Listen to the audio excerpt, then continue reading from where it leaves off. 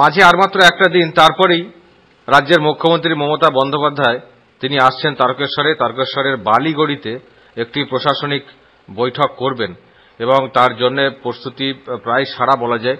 আজকে হেলিকপ্টার নিয়ে আসা হয় ট্রায়াল করার জন্য, কারণ হেলিকপ্টারই আসবেন মুখ্যমন্ত্রী, কারণ হাতে সময় খুব কম, সেজন্যই তাদেরকে খুব দ্রুত আসতে হবে, দ্রুত যেতে হবে, এটা একটা বিষয় রয়েছে। এবং সেই নিয়ে আমরা কথা বলবো আজকে কি হলো। আমার সঙ্গে ফোন লাইনে রয়েছে আমাদের প্রতিনিধি সুভাষ মজুমদার। সুভাষ, আজকে কি ট্রায়াল হলো, কি হলো, বিস্তারিত বল। দেখো, তখন ঘড়ির ঠিক সময় তোমার দুপুর একটা, তারকেশ্বর বালিগড়ি এলাকায় পশু চিকিৎসালয় সংলগ্ন এলাকার মাঠে আজকে হেলিকপ্টার নামে আমরা দেখতে পেলাম। ঘড়ির কাঁটা তখন ছুঁই একটা। সেই সময় হেলিকপ্টার তলায় মাটিতে যখন ল্যান্ড করে তখন বহু মানুষ কিন্তু ভিড় জমায়।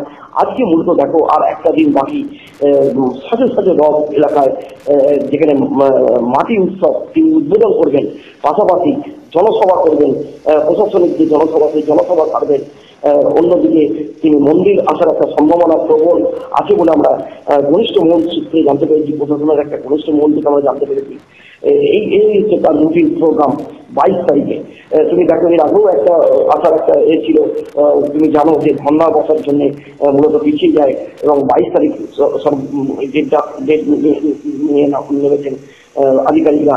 এবং আজকে দেখো, সভাধিপতি থেকে আরম্ভ করে জেলা পরিষদের সভাধিপতি মেহবুব রহমান থেকে আরম্ভ করে প্রশাসনের কর্তা ব্যক্তিরা মূলত আজকে উপস্থিত ছিল দেখতে পেলাম। ডিএম ছিলেন জগদীশ প্রসাদ মিনা, সুকেশ জৈন এসপি গ্রামীণ, অ্যাডিশনাল এসপি কমলাজিৎ সেন থেকে আরম্ভ করে additional SP headquarter Arindam Das থেকে আরম্ভ করে বহু আধিকারিক, কিন্তু ওসি থেকে আরম্ভ করে বহু আধিকারিককে আমরা দেখতে পেলাম, ভিডিওকে দেখতে পেয়েছি। পূর্তের কর্মদক্ষ সুমনা ঘোষ থেকে আরম্ভ করে বহু নেতৃত্ব কিন্তু আজকে দেখতে পেয়েছি। এবং তুমি দেখো, কিছুদিন আগে প্রদীপ মজুমদার মুখ্যমন্ত্রীর যিনি কৃষি উপদেষ্টা তিনি এসেছিলেন, রাজ্যের কৃষি মন্ত্রী তিনিও এসেছিলেন, আশিস বন্দ্যোপাধ্যায় আজকেও তার আসার কথা ছিল। এবং সব মিলিয়ে একটা পরিকল্পনা যেভাবে নেওয়া হয়েছে মুখ্যমন্ত্রী আজকে কেন্দ্র করে, তা কিন্তু এক কথায় বলা যেতে পারে টোটালটাই একদম পরিপূর্ণভাবে একদম কমপ্লিট দিয়ে দিয়েছে। আজই আমরা সেই জায়গা প্রদক্ষিণ করে দেখেছি। পাশাপাশি তুমি দেখো, বিভিন্ন রকম স্টল হবে মাটি উৎসবে, সেটাও কিন্তু আমরা দেখতে পেলাম। সবিতুল্লাহ, ওকে, আমরা শুনবো যে জেলার সভাধিপতি মেহবুব রহমান তিনি কি বলছেন। প্রধান কারণ হচ্ছে উনি প্রত্যেক জেলাতেই তো অ্যাডমিনিস্ট্রেটিভ মিটিং করেন উনি, এবং তার জন্যই প্রথমেই আমি মাননীয় মুখ্যমন্ত্রীকে শতকোটি প্রণাম জানাই যে তার চরণ ধুলো আমাদের জেলাতেও পড়ে, এবং তিনি যা নির্দেশ দেন সেই নির্দেশ অনুযায়ী আমাদের কাজ হয়। প্রত্যেকবারের মতো এবারে উনি আসছেন। এক্ষেত্রে একটা নতুন জিনিস আছে, যেটা উনি বলেছিলেন যে আমাদের হুগলিতে আমাদের সৌভাগ্য যে উনি একটা গ্রিন ইউনিভার্সিটি দিয়েছি, সেই গ্রিন ইউনিভার্সিটির উনি শিলান্যাস করবেন, ওটা মেইন আছে। তার সাথে সাথে এবছরে সেন্ট্রালি আমাদের মাননীয় উপদেষ্টা সাহেব, আমাদের মাননীয় মুখ্যমন্ত্রীর উপদেষ্টা, কৃষি উপদেষ্টা প্রদীপ মজুমদার মহাশয় কিছুদিন আগে এসেছিলেন, উনি আজকেও আসবেন সম্ভবত 5টার সময়। এই যে আমাদের রাজ্যে যে মাটি উৎসব হয় এবং সেটা বর্ধমানেতেই হয়, তো সেটা এবার সেন্ট্রালি উনি প্রত্যেক জেলাকেই নির্দেশ দিয়েছেন মাটি উৎসব প্রত্যেক জেলাতেই হবে, আমাদের জেলাতেও হবে।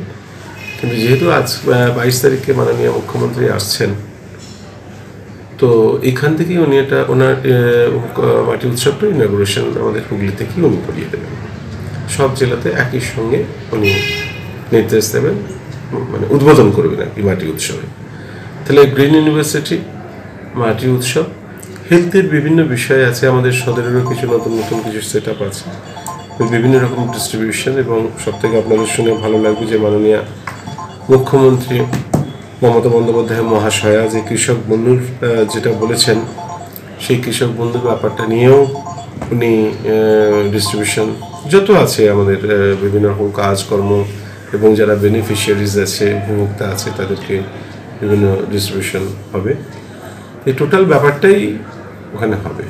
দলীয় কোনো সভা হবে? দলীয় না, একটা অ্যাডমিনিস্ট্রেটিভ মিটিং, মানুষজন আসবেন, প্রচুর মানুষ আসবেন, তাদের উদ্দেশ্যে উনি বলবেন, মাটির মানুষ সরকারের কথা উনি বলবেন যে উনি তো একদম পাবলিক মিটিং ওইভাবেই করেন, মানুষকে জিজ্ঞাসা করেন কী সব পাচ্ছেন তো, কৃষক বন্ধু পাচ্ছেন তো, কিংবা স্বাস্থ্য সাথী হয়েছে কিনা, অঙ্গনওয়াড়ির যদি কোনো কর্মী থাকে তাদের সম্বন্ধে উনি সরাসরি কথা বলেন।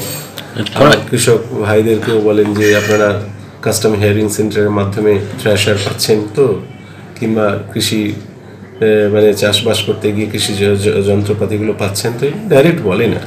এবার অ্যাডমিনিস্ট্রেশন মিটিংটা এবার হচ্ছে না, অ্যাডমিনিস্ট্রেটিভ মিটিং অ্যাজ সাচ এবারে হবে না, এবারে ডিস্ট্রিবিউশন হবে, শিলান্যাস হবে, মাটি উৎসবের ওই ব্যাপারটা থাকবে, আর একটু প্রকাশ্যে সাধারণ মানুষ যারা উপভোক্তা আছে তাদেরকে নিয়েই একটু হবে। তারা সমস্ত জেলার তরফ থেকে সমস্ত যেগুলো মাননীয় মুখ্যমন্ত্রী মানুষের পাশে থাকার যে বার্তা দিয়েছিলেন সেই সমস্ত পরিষেবাগুলো মানুষের পাশে পৌঁছে যাচ্ছে কিনা হয়তো সেটা মানুষকে জিজ্ঞাসা করবেন। কি ভাবছেন? ধর্নার জন্য যে সভাটা ক্যান্সেল হয়েছিল সেখানে তো দলীয় সভা ছিল, মানে লোকসভা ভোটের আগে দিদির একটা দলীয় সভা আপনারা চাননি জেলায়?